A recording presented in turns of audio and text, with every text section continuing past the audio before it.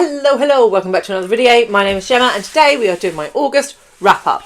It is very late, but because I was running so far behind on my May, June and July wrap ups, I did all of those at the beginning of September and I was burnt out with wrap ups. So this one is now coming very close to the end of September.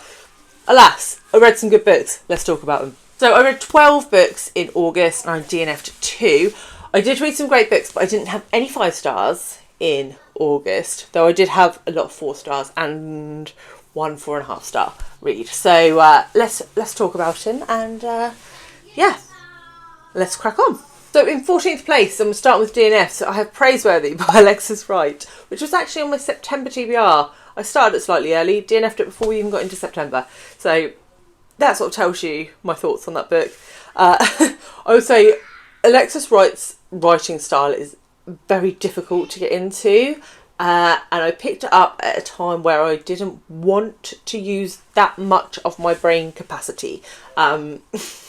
So I didn't read very much. I read like 20 or 30 pages of it. I think a butterfly may have been murdered in Canberra in that time, but other than that I took very little from the book. So given that it's a very large book, like 800 pages, I just couldn't do it. I couldn't force my way through a book that was that challenging at that time. No. So no, unfortunately, no. On to number 13, and we have another very prizey book. We have Same Bed Different Dreams by Ed Parks, which was runner-up for the Pulitzer this year, and this one also hurt my brain. I think maybe I need to just stick to things like the Women's Prize, which are nice and readable, because I get too highbrow and they are just too intelligent for me. But this one, I'm trying to remember now because it was so complicated. We had different characters in different timelines relating to a book.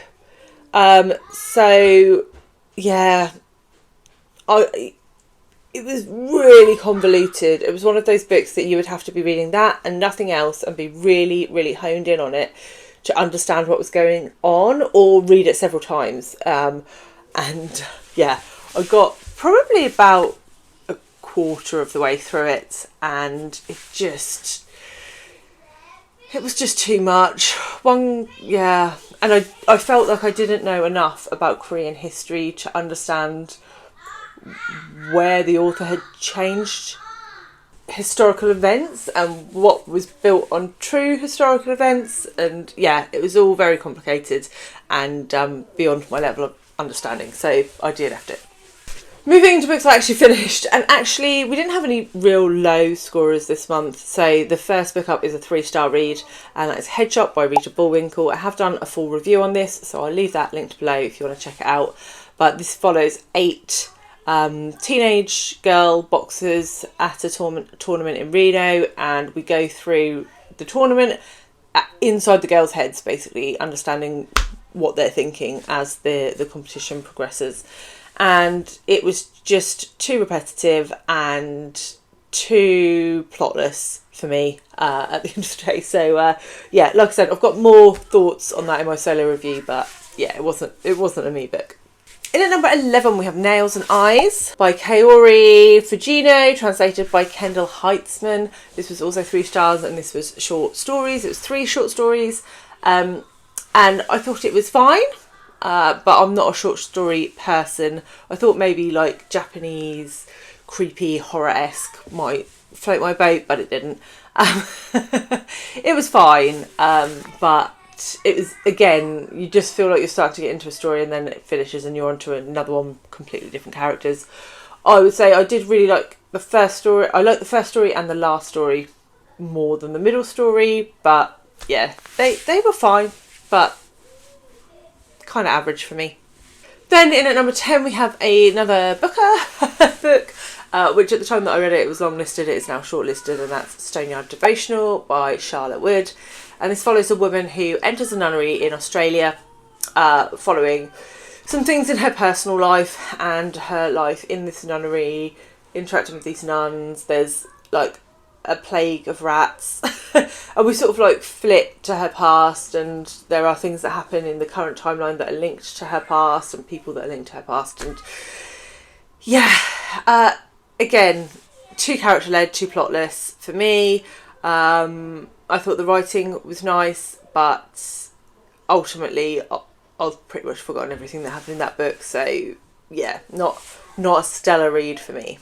In at number 9 we have My Friends by Hisham Matar. Can you tell it was booker season?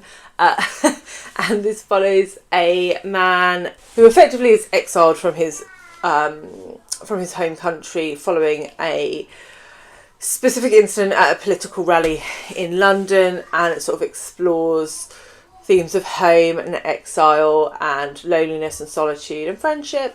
And again, I was quite bored. It was quite... I enjoyed the beginning and the end, but in the middle, nothing really happens. And that was the point of it, I think. But I did not find that enjoyable to read.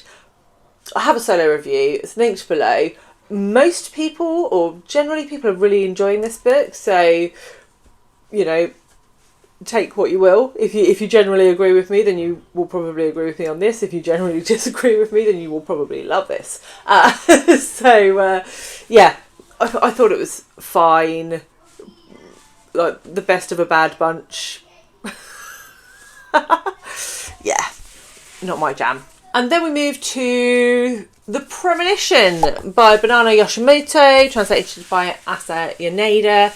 And this is a little novella following a girl who has sort of some powers of premonition. And at the beginning of the book, she goes to move in with her aunt and sort of uncovers some secrets from her past, because she hasn't had this power of premonition since she was a child, and she doesn't really understand where it went and what happened. And so she sort of uncovers that throughout this novel. I quite liked that as a storyline. There was a subplot in this which really gave me the ick. Really, really gave me the ick. And I couldn't get past it. If it hadn't been for that subplot, this probably would have been a 4-star book, because I did really enjoy it. But I just couldn't get past. I didn't see that it was necessary. I can't tell you because it would be spoilers. But it just, yeah. I didn't think it was necessary, and I didn't like it at all. Moving on to 3.5-star reads. So then we have Unsheltered by Barbara Kingsolver, which was the FOMO book club pick for July and August. We did do a live book club chat on this on my channel, so I'll leave that below for you if you want to check it out. It does contain spoilers. And though I did enjoy this, I feel very safe in Barbara Kingsolver's writing. Her writing style sort of sucks me in and it keeps me reading, and I really enjoy her writing style. This story, however, is, well, it's split between 2 timelines. So we have a historical timeline and a modern timeline. And Barbara Kingsolver's chapters are very, very long. And so it felt like you almost read like a whole novella of one timeline and then switched to a whole novella of another timeline. And it felt very jarring to me.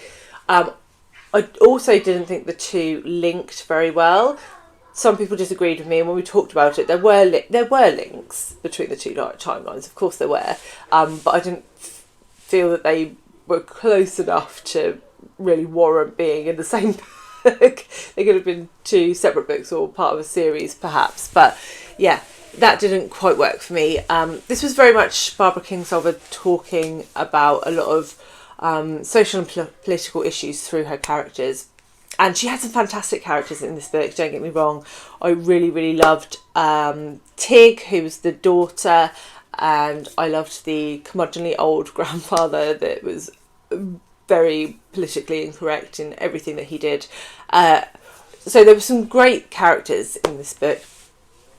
But yeah, ultimately the plot wasn't quite strong enough. It felt more like a soapbox for Barbara Kingsolver to express her views in light of sort of the Trump election than it did really to create a compelling story and narrative. So I think I'm a little harsh on this as well, because The Poisonwood Bible and Demon Copperhead are two of my favourite books of all time, and so I went into this with very high expectations, and it just didn't meet them.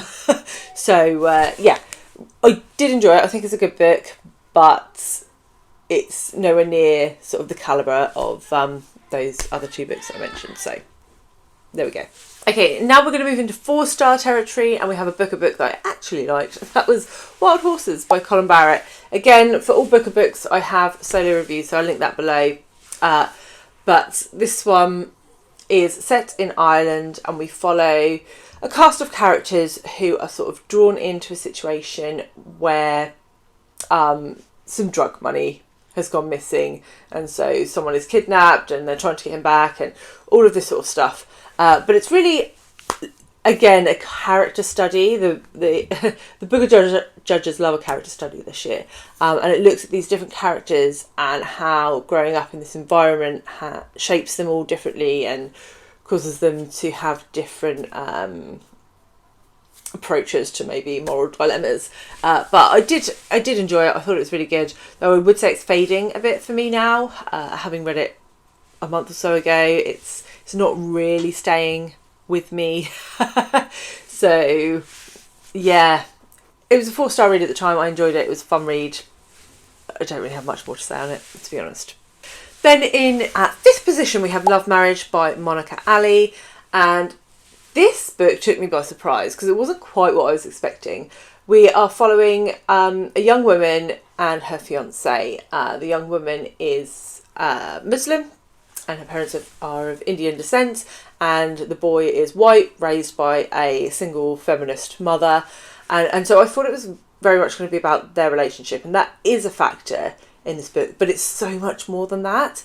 It looks at family dynamics. There are secrets that are exposed through this on both sides. We look at the parents, secrets that the parents have been holding.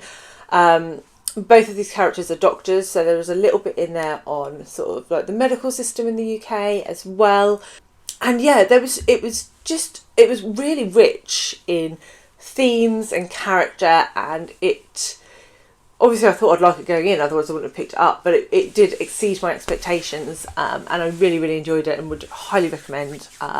Fabulous book, lots to get your teeth into in that one.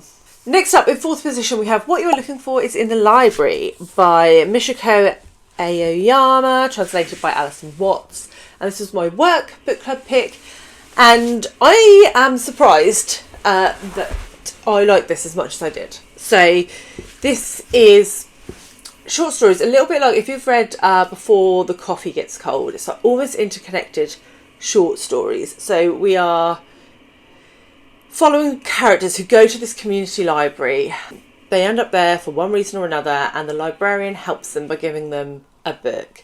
It's a book that they don't think they need, and we find that book helps guide them on whatever journey they are on. And it's just really sweet and wholesome, particularly the last story, which follows an old man who has just retired and is struggling to find like his place in the world.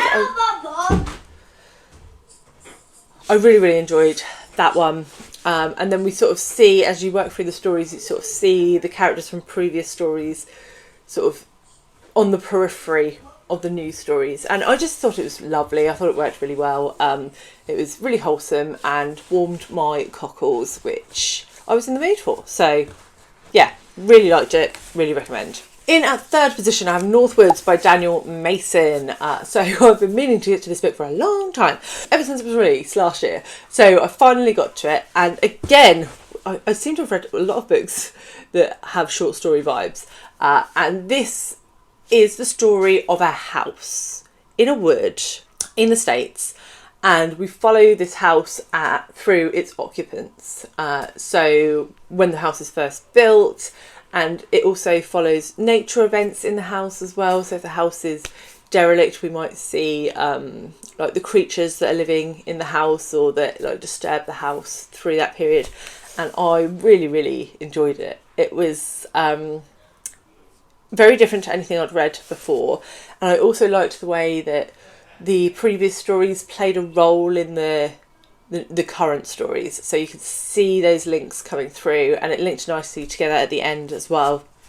And yeah, it was just really well written and really well executed, and I had a really lovely time reading it. I read it quite slowly, and I enjoyed that, I think, because the house was slowly aging. It felt like a book that could be read very slowly, and yeah, it is very much about that rather than any specific characters, which would usually not be my thing, but in this case it really worked. So yeah, I really loved it, and yeah, again, one I would recommend. In at second place, I have a manga, and that is Deathnote by Takeshi Obata and Sugumi Oba.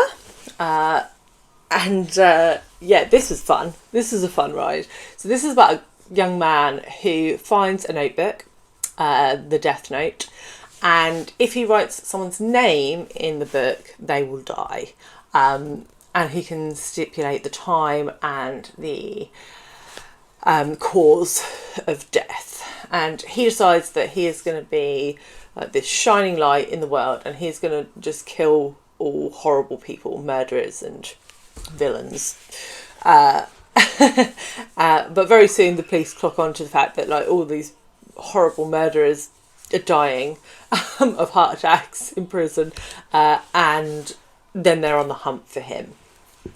So great premise, great setup. There's a Shinigami, which is like a god of death, which is working with the guy with the notebook, and so I love the fantasy elements. I love the sort of the crimey elements. It's quite dark in places, but there is also some comedy in there. So yeah, I really enjoyed it. I read the first volume. There are 6 volumes, I believe. So I am waiting for the second one to come in at the library at the moment, because I will definitely be continuing. If you haven't read any manga, then give this a go. It's a wild ride. A wild ride. And in at number 1, surprisingly, is a book, The Safekeep by Jelle van der Wooden. So Wooden is a Dutch author, but this book is written in English. And this looks at a family, but specifically a young woman in a family who's living in a house, and her brother's girlfriend comes to stay, and things about the house and both of these characters sort of come to light as the story continues. It is post World War II, but we go back and see a little bit how World War II relates into the current plot. It was an area of history that I hadn't really thought about or was unfamiliar with, so I thought that was quite an interesting exploration of a specific area of history.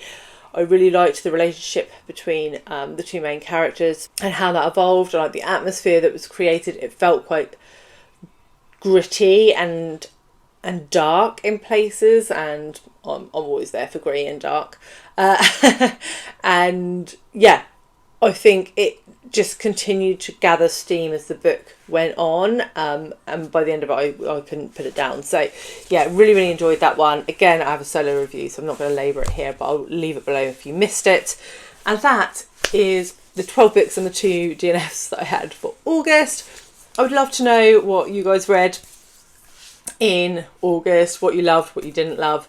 If you've made it to the end of this video and you don't want to leave a comment, then leave me a spoon emoji. That is relevant in the Safekeep. I won't tell you why, but leave me a spoon. And I will leave my last wrap up here for you if you want to check that out, and I will see you all very soon with another one. Bye guys.